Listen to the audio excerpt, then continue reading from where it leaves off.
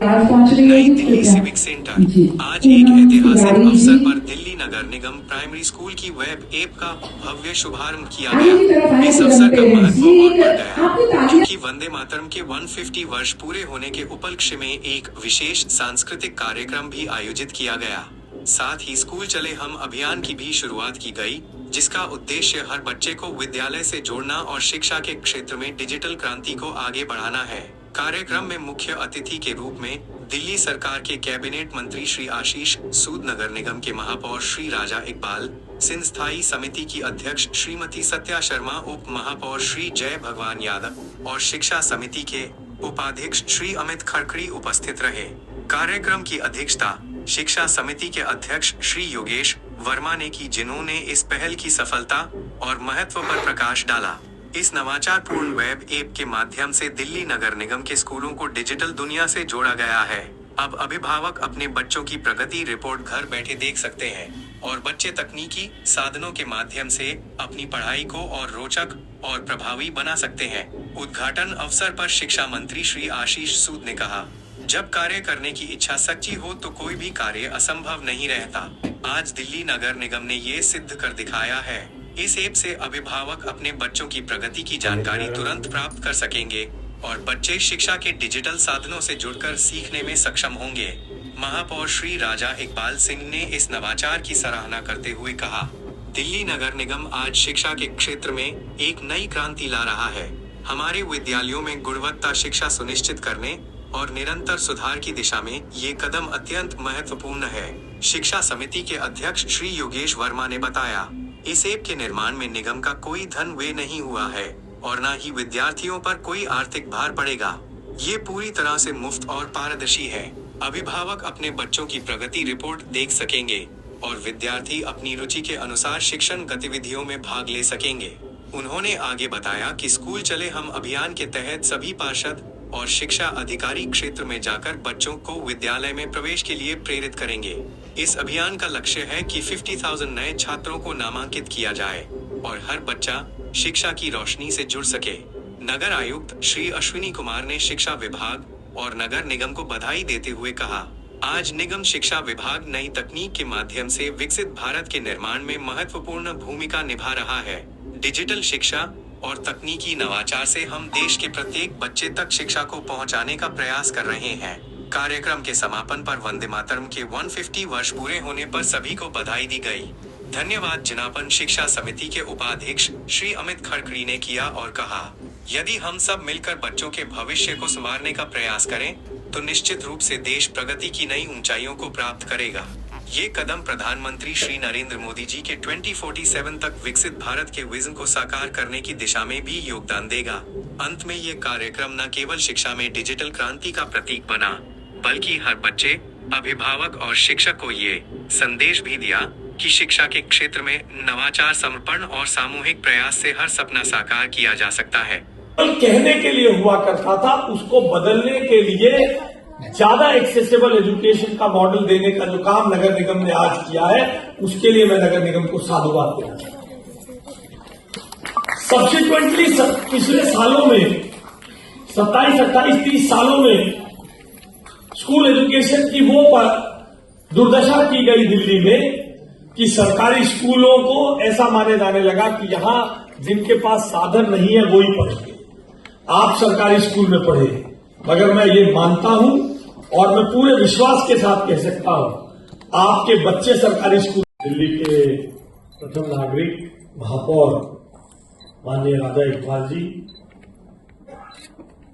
उप महापौर माननीय जय भगवान जी, स्टैंडिंग कमेटी चेयरमैन माननीय Satya Sharma ji, chairman education committee Yogesh Verma ji, जिन्होंने मुझे यह एहसास दिलाया कि बाल उड़ने से कितना नुकसान होता है,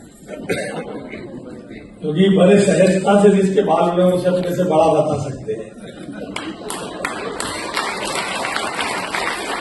उन्होंने बड़े अपने संबोधन में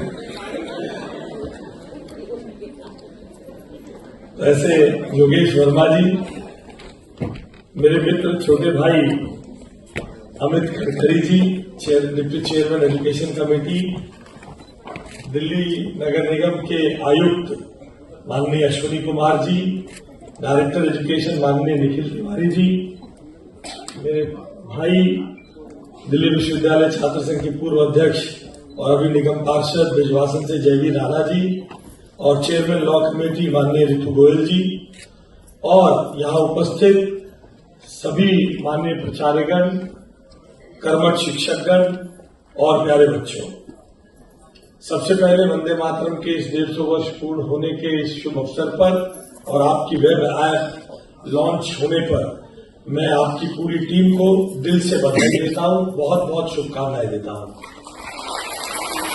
और ये नया अध्याय डिजिटल इंडिया से प्रभावित होकर विकसित भारत 2047 की राजधानी विकसित दिल्ली बनने की यात्रा में, दिल्ली की इस यात्रा में उसको नगर निगम द्वारा किए गए इस प्रयास को, जिसमें दिल्ली नगर निगम ने अपने आप को डिजिटल इंडिया से जोड़ते हुए वेब एप्स बनाई हैं, जिससे बच्चों के होलिस्टिक डेवलपमेंट में, उनके रिजल्ट में, उनके पास हर तरह की सुविधा पहुंचाने में, उनके माता पिता के पास पूरी जानकारी पहुंचाने में, शिक्षकों के पूरा डाटा उपलब्ध करा के माता पिता का उनसे कनेक्शन बढ़ाने के लिए जो प्रयास किया है, और तमाम रिसोर्सेज की कमी के बावजूद पिछली सरकारें कहा करती थी कि रिसोर्सेज की कमी है।